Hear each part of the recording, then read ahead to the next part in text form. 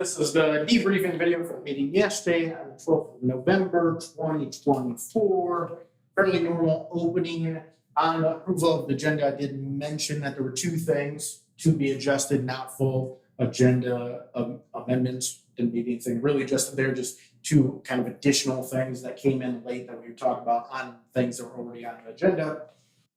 We had a new firefighter swear-in, Justin Keach. So that ceremony happened, the swear-in happened. The firefighters were in attendance, and then they went over to the fire station afterwards. Always good to see someone joining the organization. Justin has been working on it a while, and so has succeeded at making it through his probationary period and becoming a full-time firefighter. Or a full firefighter, not full-time, part-time. Next, we had various reports following up. Under visiting official and candidate updates, we had Kim Sear talk, county commissioner. He thanked, he had high turnout for him, high voting for him in the commissioner position, so he thanked people for that. No public comments in the first public comment. Under decision items, the first one being logo submission. There was a logo approved. It was the rounder one with a little bit of color and things that was in the packet. And so it's by Michelle, who's actually Justin's maintenance, his wife. And I messaged her, she's getting together the vector resolution and everything so that when you do resizing, it doesn't become all pixelated like a raster. And so she's working on that now. We have the PLM Lake Reports and Westlake contract. This was approved for the 5-year contract for Westlake. So I got that signed and sent over last night.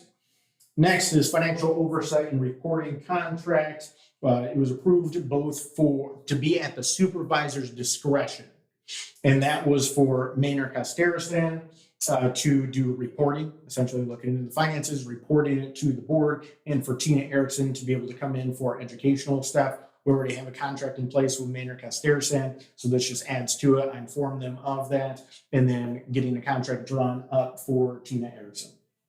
Next, we have ARPA Resolution 2024-23 for the road contract. This is for $70,000 for next year. I recommend that the board also do more, but this portion needs to be put in place before the end of the year. That was approved, signed that contract, sent that over last night.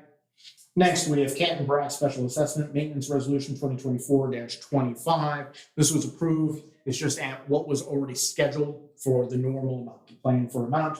Same thing with the next one, Johnston Special Assessment Maintenance Resolution 2024-26. This also approved at the normally scheduled amount as included in the resolutions, which you can see the full packet online.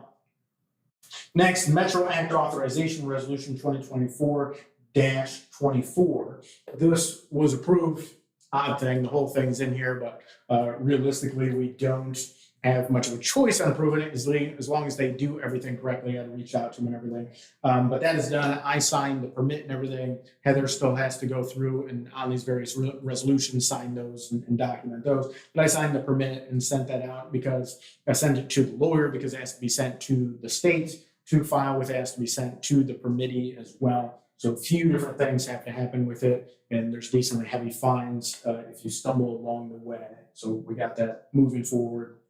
Next, we have Russell land sale request. It was for that 2.53 acres that we previously excluded and then didn't go through with the other person. So now it's back up. We have to go through the full process. This was approved to come up with a minimum bid in the next meeting for true cash value and comparables. And I have word back on both those. So from the messages I sent last night. So that's moving forward well.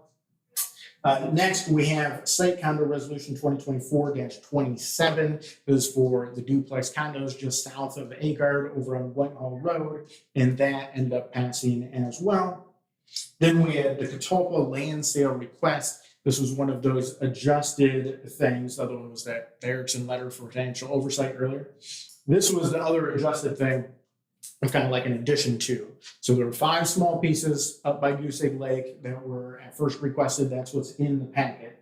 The board voted to approve that for step 1, moving into step 2, sent the messages last night to say, hey, we need true cash value, comparables on this, kind of like normal.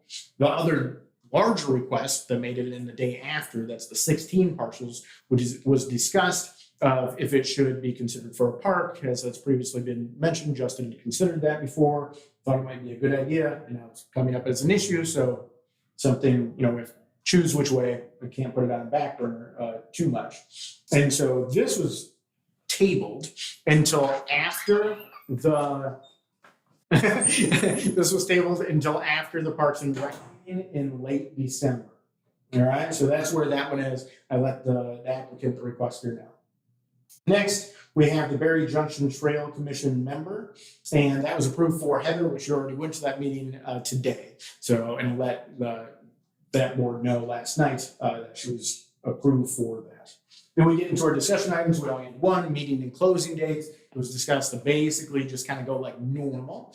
So we'll determine exactly what that normal means in the next meeting in December, whether I'm here or not, right? And so this could have been my last meeting, in which case, I appreciate all the worthy foes and all the supporters, of course, decent amount of both.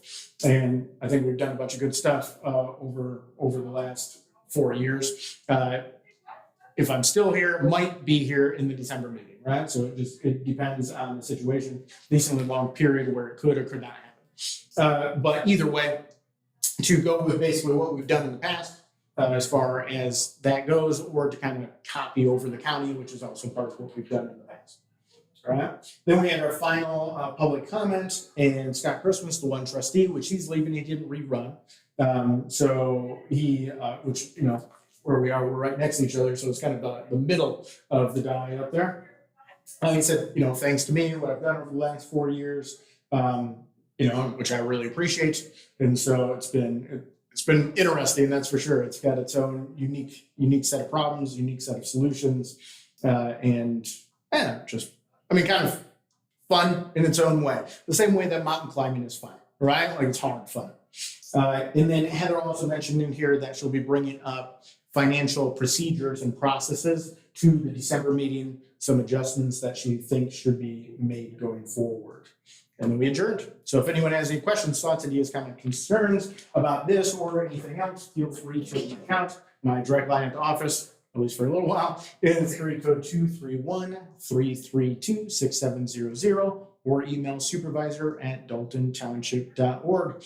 Afterwards, after I'm out of office, if anyone wants to reach out, a lot of people have found me by texting me or messaging me on Facebook or whatever it may be. If you Google Jeffrey Alexander Martin, you'll come up with me. If you Google Jeff Martin, you'll come up with a lot of Jeff Martins because they're both common names. But Jeffrey Alexander Martin is usually pretty easy to find me. So otherwise, this is Jeff signing off, maybe until next time, or maybe for the final time.